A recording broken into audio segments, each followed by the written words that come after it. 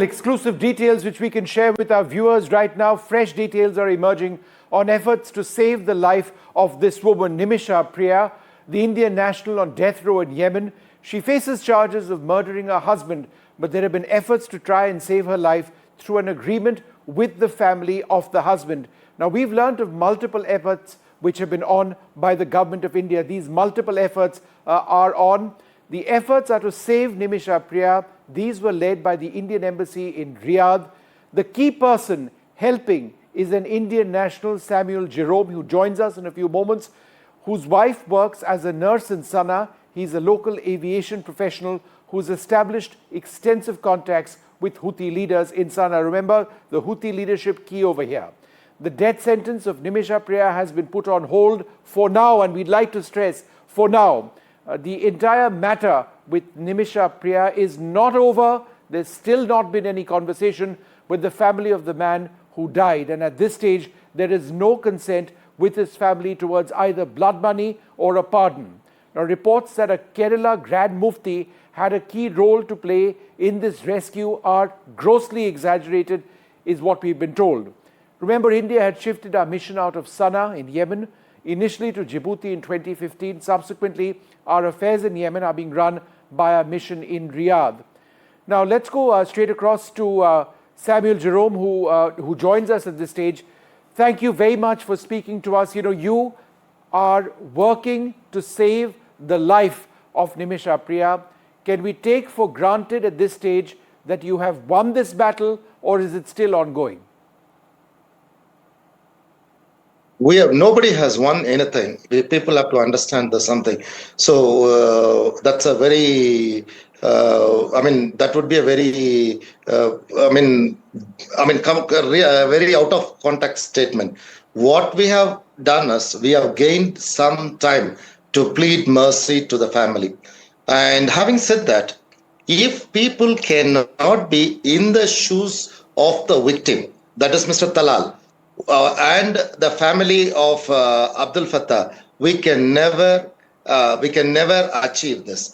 So because why I am saying this, all along in India, the issue of Nimisha has been highlighted, and all along people have been saying there is blood money negotiations. The term blood money negotiation itself is very wrong. I mean, I had met the brother. I mean, I've met the brother twice, and I met the father once, and it was just pleading for mercy. We cannot go there and sit and ask and say how much money you take. I mean, that's totally upset. I don't know how people in India think about that, though. And also my relationship with the family has been built since 2017. Slow, steady. During every court hearing, I used to go. I used to talk to him. I used to shake my hands, and meeting them, and like this. That is how I built a trust over all this long period. Now, yesterday, unfortunately, because of all the media things that came up and all those things, we really had a setback that the brother posted that he was absolutely not interested in anything. That's really a very big setback. No, but what is the situation now?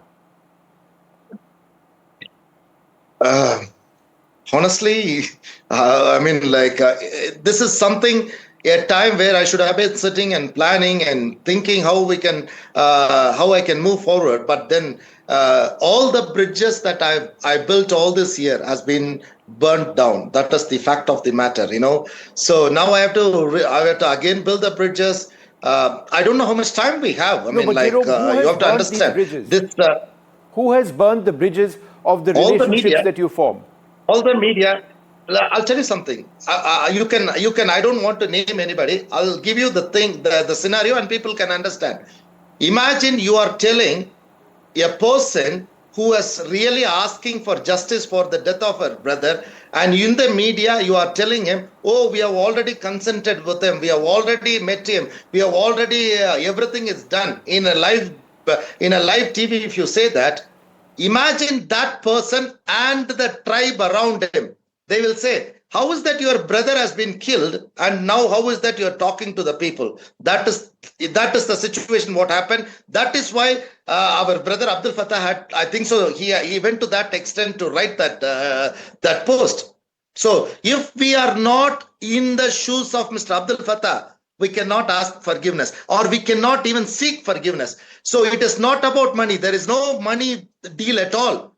First of all, if Mr. Abdelfattah and their family gives forgiveness, then a discussion about money comes. Money is not, I mean, there are cases so in Jerome, Yemen I understand your point. You're saying that the been... entire issue of blood money is deeply offensive to the family of the person who died, and that what you're looking for is pardon, yes, right? And what we should all be considering is appealing to them and asking for a pardon. Have there been any conversations, yes, exactly, in that regard which you believe can retrieve the situation? Let me tell you something. You know, when I came here into Yemen on 8th of this month, I carefully thought about the situation, and I did not go and talk to the family because that will not help me. So we went to the president of Yemen and through our contacts and through with the help of the embassy of India. So that is how we were able to achieve this postponement. There was nobody else who intervened in this. There was one sheikh whose name is Mr. Abdul Malik Nehia and the government of India. So that is how we got this. Now, having said that, the further step is to seek, I mean, like, you know, to talk to the family and seek ways and find ways to do that. So that is what I'm working on it. I mean, at this point of time, I cannot share anything. It is now very heightened. Everybody is very angry and all those things.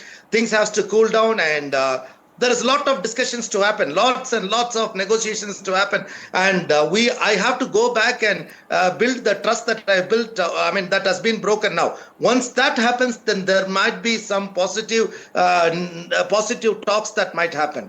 No, so what you're trying to say is that in the media in India yesterday, there were reports that there had been some agreement based on blood money to be given to this family. That news was entirely false. And in fact, those reports have upset the family to the extent that things have become worse right now. That's what you're trying to say. That's what you now need to fix. That's what you're trying Absolutely. to say? Right. Okay. Absolutely. Now, Absolutely. just for the benefit of our viewers, and I'm so glad that you've clarified. The brother to put his Facebook page.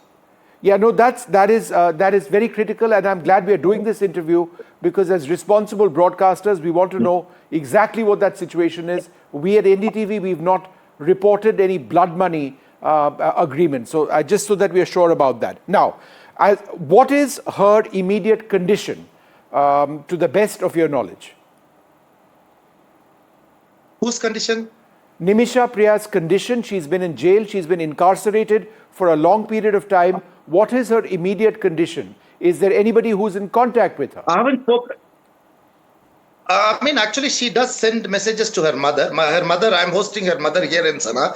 So for the past almost 1 year and 3 months or 4 months. So she's there and she's in constant touch with her. But since yesterday, she hasn't. Actually, today, I was going to visit her in jail, but then people did tell me not to go there. So I haven't gone there. So probably I might try to go tomorrow or day after tomorrow once things a little bit cools down. So then I can be. But of course, last Sunday itself, we knew that the thing is postponed. We knew that. So we kept it under wraps.